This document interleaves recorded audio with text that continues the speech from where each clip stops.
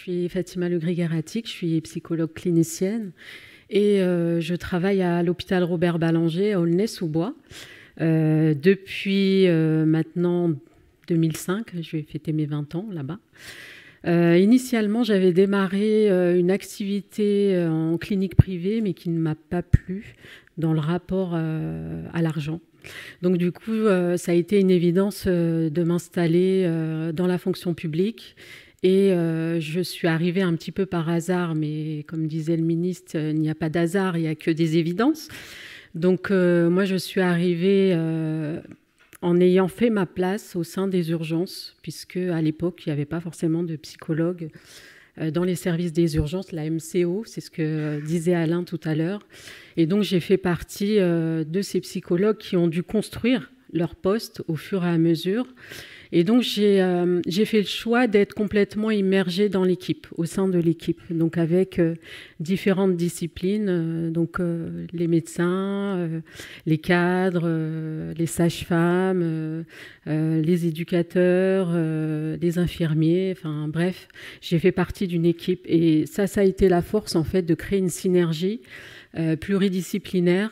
Donc j'ai monté un groupe de travail autour de la question de l'accompagnement des victimes de violences conjugales, puisqu'à l'époque on les appelait femmes battues, mais on les voyait pas en réalité, on les rencontrait uniquement dans les secteurs de chirurgie, on soignait les plaies, les contusions, mais finalement il y avait peu de choses qui avaient été élaborées sur le sujet. Donc on a réalisé également une étude. Donc, j'ai eu la chance de présenter au congrès de médecine d'urgence.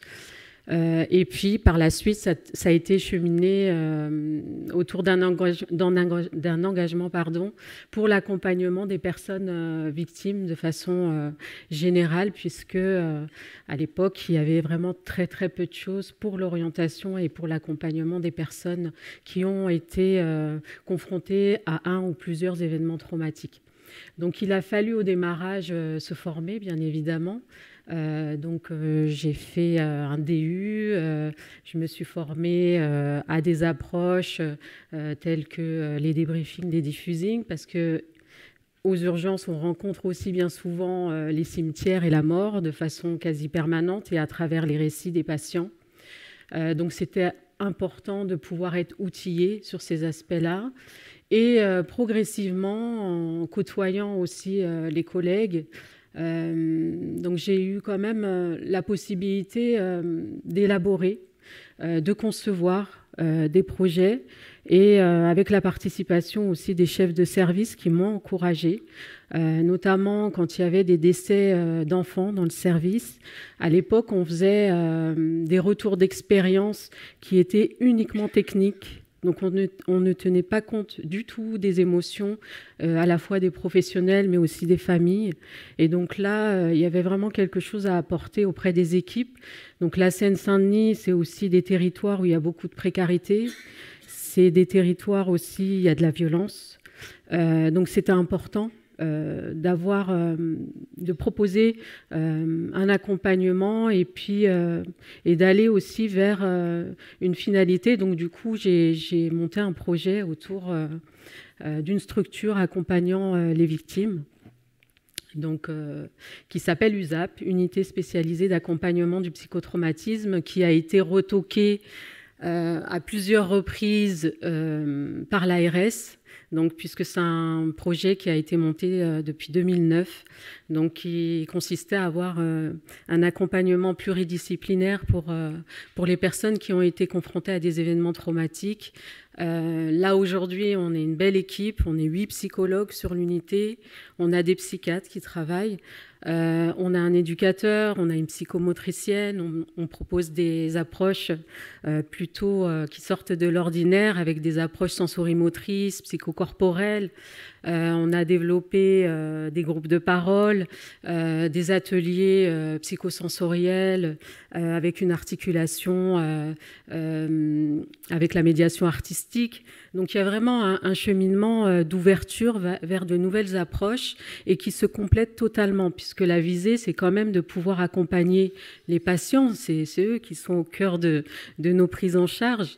Et le mieux-être, si on ne peut pas parler forcément de guérison, mais en tout cas, c'était la place centrale et surtout de rassembler le corps et la pensée. Puisque quand on travaille dans le somatique, on a tendance à occulter la dimension physique, non, la dimension plutôt psychologique, et inversement en psychiatrie, puisque moi je suis rattachée au secteur de psychiatrie, on a tendance aussi à occulter la somatique.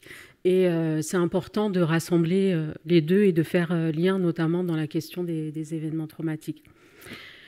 Je me suis beaucoup impliquée aussi en parallèle sur les activités institutionnelles et donc le partenariat. Donc j'ai participé en tant que membre du comité d'éthique. J'ai également été membre du bureau du collège pendant plusieurs années. Membre également de la commission de la gestion des risques professionnels et progressivement j'ai participé également à des groupes avec la DGOS et les ARS pour justement créer des centres de psychotrauma. Donc aujourd'hui il y en a 17. On est le seul hôpital intercommunal, donc 3 hôpitaux quand même qui ne sont pas universitaires à faire partie de ces centres régionaux. Et donc aujourd'hui, j'en suis responsable, là où ailleurs, ce sont que des psychiatres. Donc j'ai réussi à faire ma place et je pense que c'est aussi...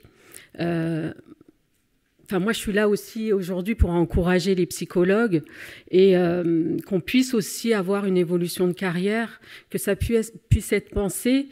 Et on n'est pas juste là pour être des exécutants, on est aussi là pour... élaborer des choses, pour concevoir.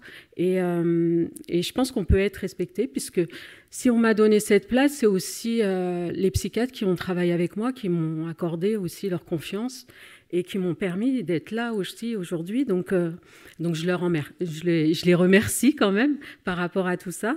Et également l'occasion aussi d'avoir...